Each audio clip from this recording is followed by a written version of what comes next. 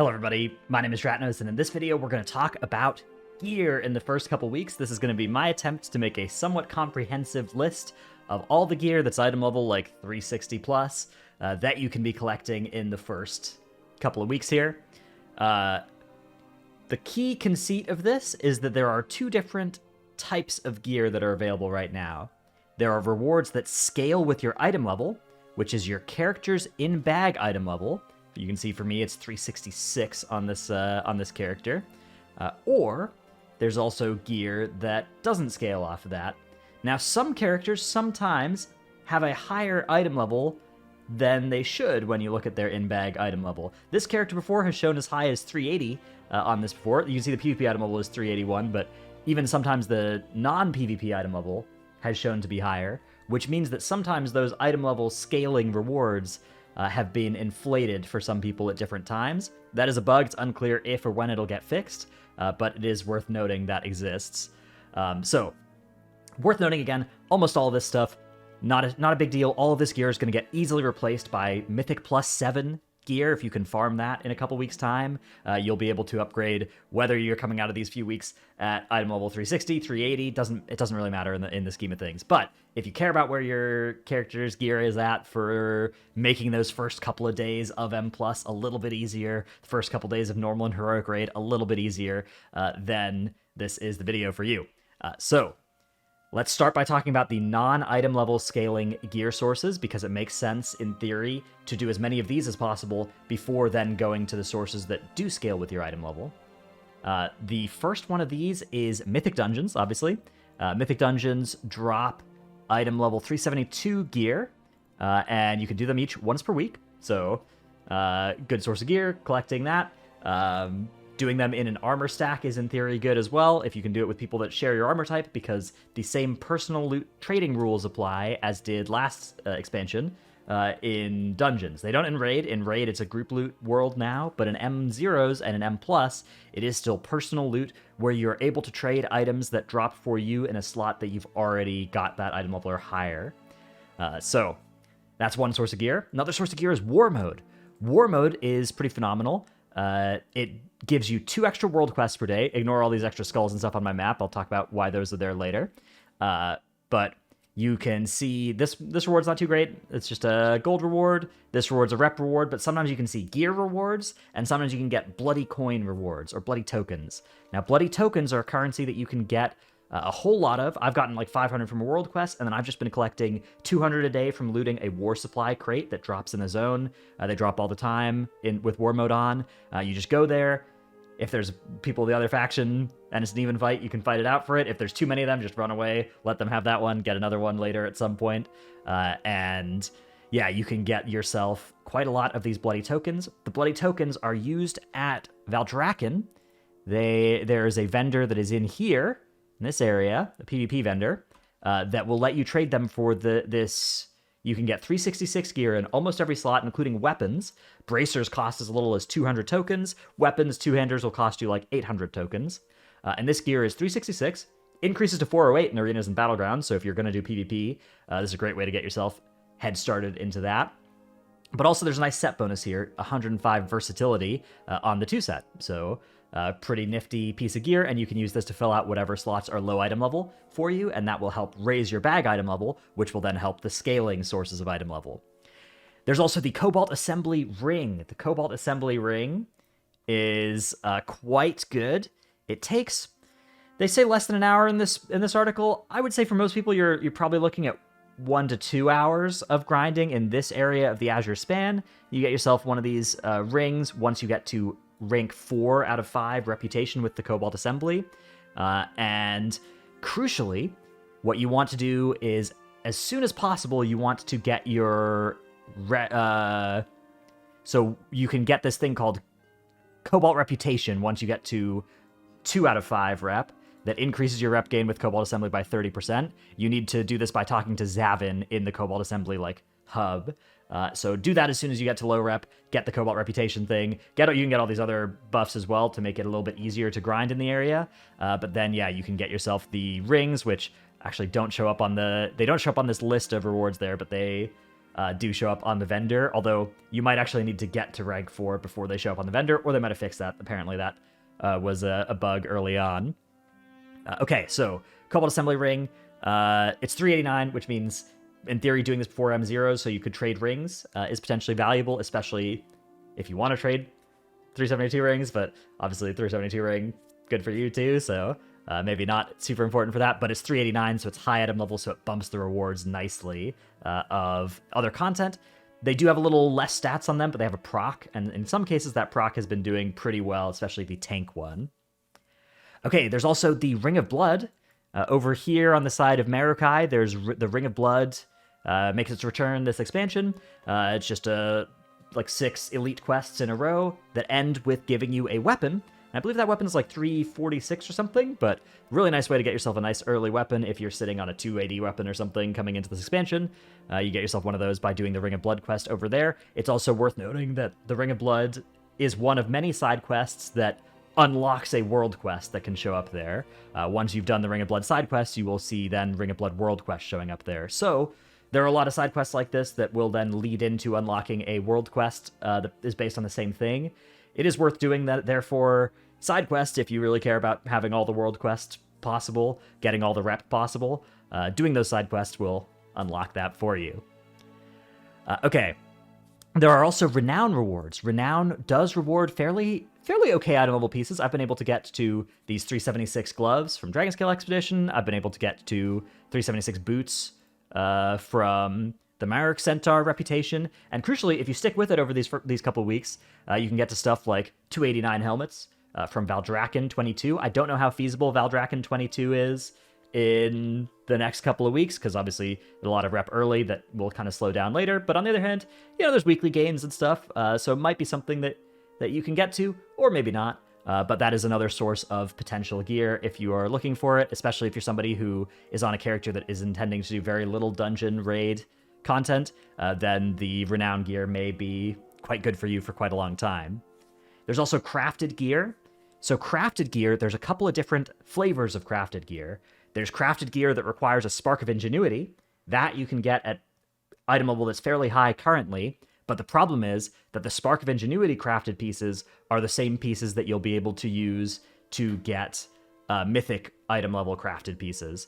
Spark of Ingenuity plus an optional reagent that is from killing Mythic bosses or plus 16 or higher dungeons is how you get the Mythic crafted pieces. So if you use one of your Sparks of Ingenuity on those pieces, you will be locked into... You can actually recraft it later with the concentrated primal focus that you get from Mythic content, so you will be able to raise the item level of whatever piece you make with a Spark of Ingenuity if you do it early, but it will be locked into being in that slot, and it may not be the piece that you're looking for long term, so that might be something to hold off on, is using your Sparks of Ingenuity.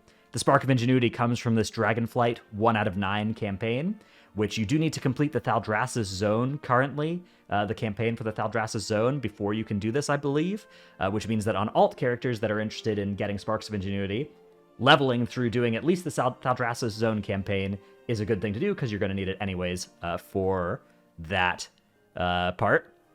So you also will want your Thaldraszus Zone campaign to be done for another reason that we'll talk about later too. But yeah, so Spark of Ingenuity crafted gear, something to potentially stay away from in these early weeks, but there's other crafted gear that you can make high item level if you drop a Titan Training Matrix 4 from your M0s, or even potentially the Titan Training Matrix 3 from your Heroic Dungeons, that will let you get gear as high as 369 if it's been well crafted from Heroic, or 382 if it's well crafted from Mythic. The item level will vary by 10 item levels depending on the quality of the craft, which means there's some value in finding somebody who is specialized in crafting whatever it is you want. But you don't have to craft your own item here. You can use somebody else's crafting using the work order system, which I'll try to make some more videos about how exactly that works later. It is a fairly complicated system, but once you kind of get the hang of it, it is very powerful to be able to get yourself gear crafted as if you have basically any profession in the game, although it's really nice to keep it kind of within your guild network, because then you can kind of have a good idea and just know that, like, you know that somebody's got all the right stuff for making the highest item level stuff for you, and you're not going to accidentally push the wrong buttons on the public work order. So Those are all non-scaling sources of item level rewards that you can go and get. Then there are scaling item level rewards. Scaling item level rewards include world quests, just world quest item level rewards. I guess this character doesn't have any up, but when a world quest rewards an item, it will scale with your item level.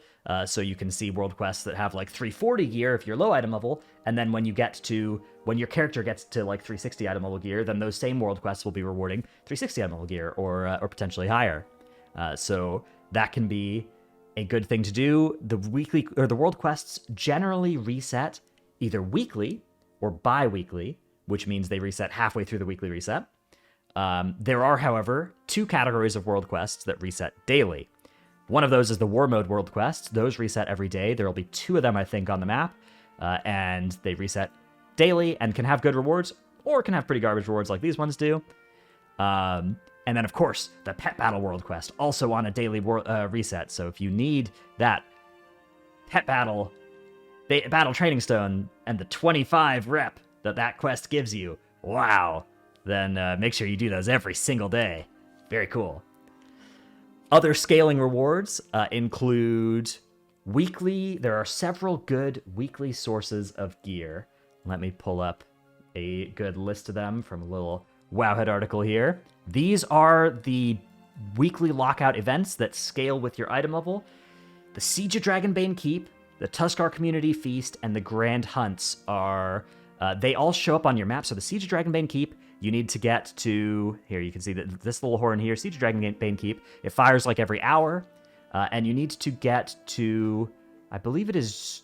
It's maybe Valdrakken Accord, right? It's Valdrakken Accord 5. Valdrakken Accord 5 will unlock for your whole account the Siege of Dragonbane Keep thing, which is quite good. And that the first time you do that each week, it will give you a purple chest, which can, but is not guaranteed, to have good loot that can be potentially 382, 378, 400, 385. I've heard all kinds of different numbers coming out of these. I, of course, am extremely unlucky and have not gotten any items of that quality. Also, I did most of these on my character before I realized that they were scaling with item level, so oops.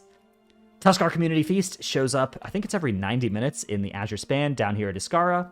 You just hang out near the little bowl of soup, you do the optional objectives, and you'll get Tuskarr rep every time you do that, but you'll also get a purple chest, I think, from the completion of this as well for the first time each week. So another source of potentially high item level gear.